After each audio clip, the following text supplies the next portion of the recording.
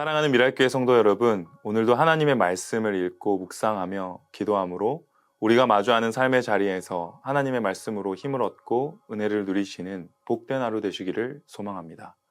오늘 우리에게 허락하신 하나님의 말씀은 민수기 34장 1절에서부터 15절까지의 말씀입니다. 다 같이 살아계신 하나님의 말씀을 읽겠습니다.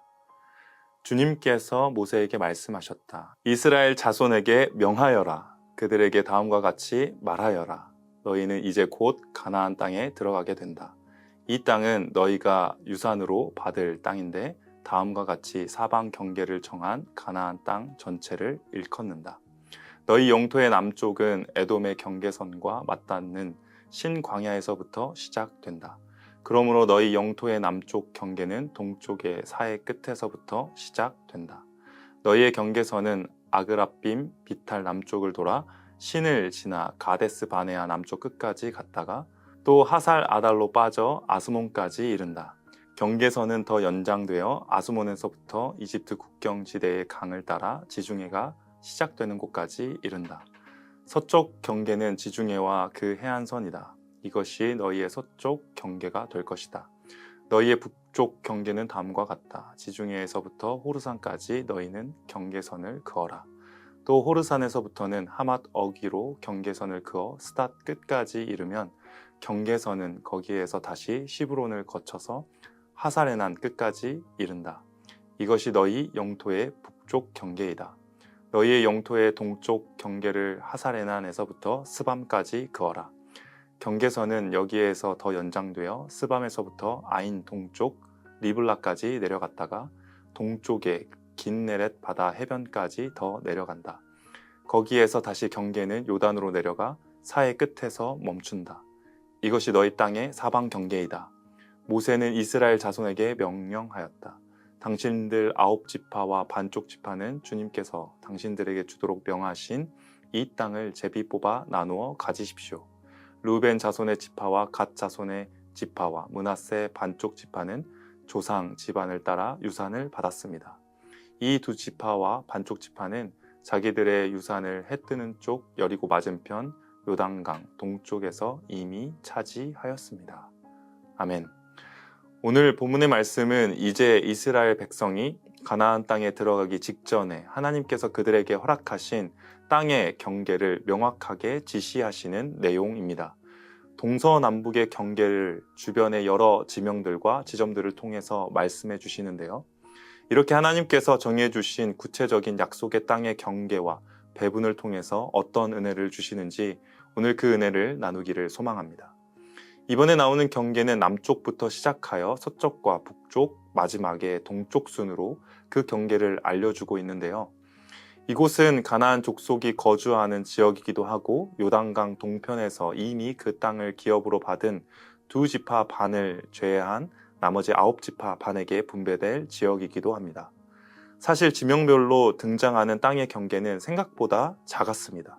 출애굽을 한 이스라엘 백성들이 앞으로 분배받을 땅은 오늘날로 비교하자면 우리나라 땅인 대한민국 땅의 4분의 1 정도의 크기인 어쩌면 하나님이 주신다고 하신 약속의 땅이라지만 인간적인 생각으로 그 크기에 있어서는 대단하게 큰 정도도 아니고 위치로서도 엄청나게 매력적인 곳은 아니었습니다.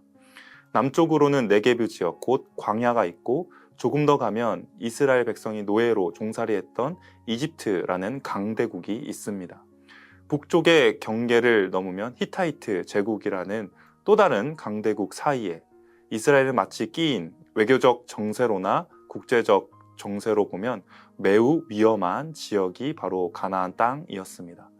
그리고 서쪽으로 가면 지중해가 바로 등장해야 하지만 그곳에는 블레셋이라는 골치 아픈 민족이 있었습니다. 이러한 단점처럼 보이는 것들이 아주 많은 장소를 하나님께서 이스라엘 백성들에게 약속의 땅으로 주셨는데요. 그렇다면 이 약속의 땅에서 살아가야 할 하나님의 백성인 이스라엘 백성들은 어떻게 살아가야 할까요? 첫 번째는 하나님의 약속이 확실한 약속임을 믿고 살아가야 합니다. 하나님께서 이스라엘에게 허락하신 약속의 땅은 사람이 살지 않은 개척해야 할 땅이 아니라 가나안 족속이 거주하고 있는 지역이었습니다.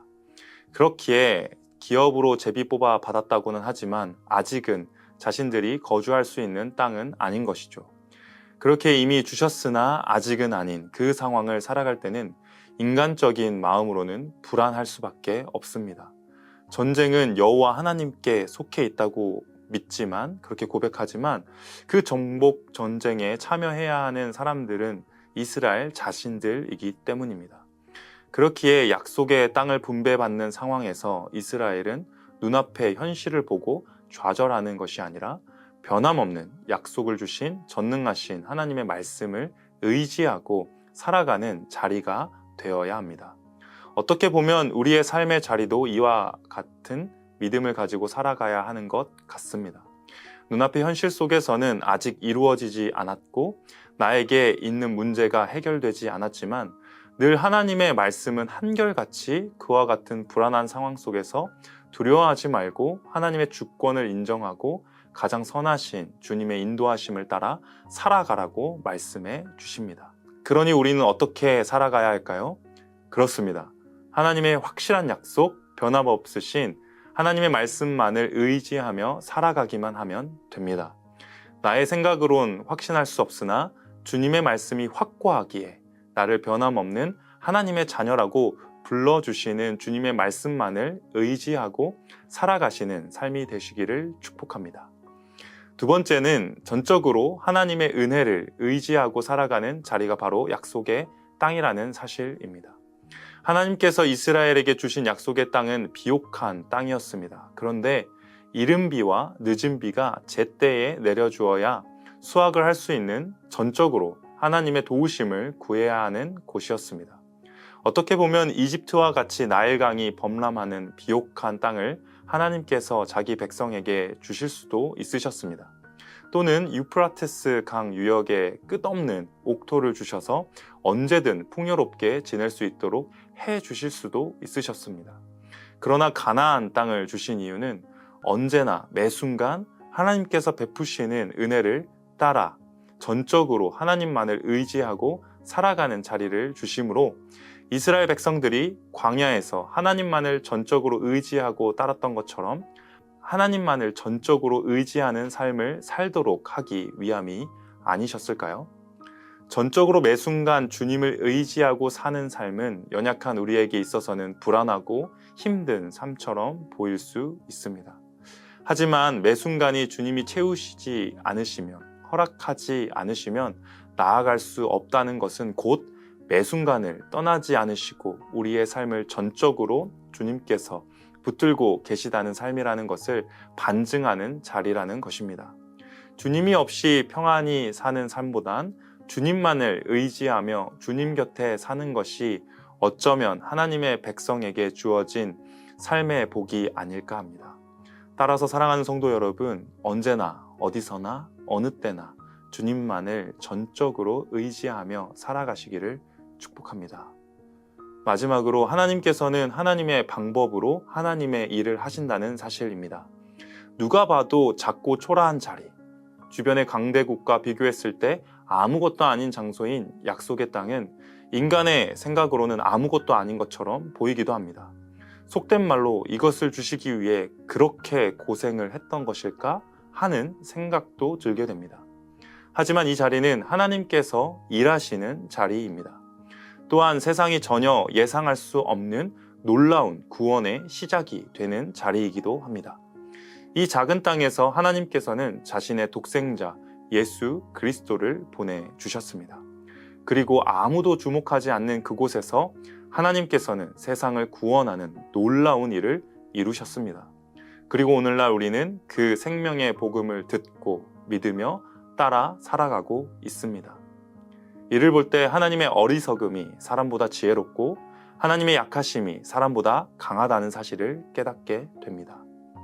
사랑하는 성도 여러분, 우리 편에서는 아무것도 아닌 것 같아 보이는 작은 것을 통해서도 하나님은 위대하게 자신의 뜻을 이루어 가십니다.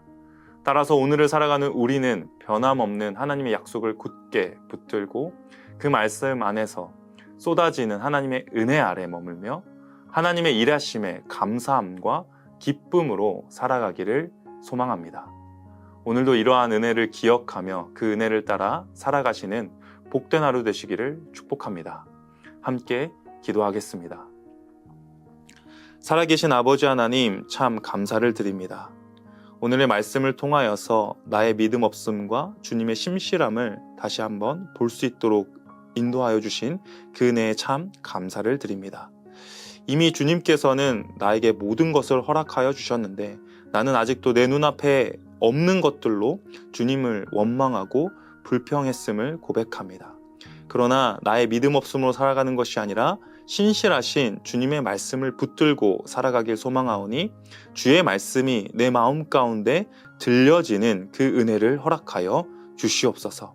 그 말씀에 힘입어 주님 앞에 감사함과 기뻐함으로 또 찬양을 올려드리길 원하오니 내 속에서 주님을 끊임없이 찬양할 수 있는 그 기쁨의 마음이 샘솟아날 수 있도록 성령 하나님 주장하여 주시옵소서. 그래서 오늘도 주님께서 공급하여 주시는 힘과 그 능력으로 살아가며 주님께 나아가기를 소망하오니 오늘 하루도 주님 동행하여 주시고 은혜 더하여 주시옵소서. 감사를 드리오며 살아계신 예수님의 이름으로 기도드립니다. 아멘.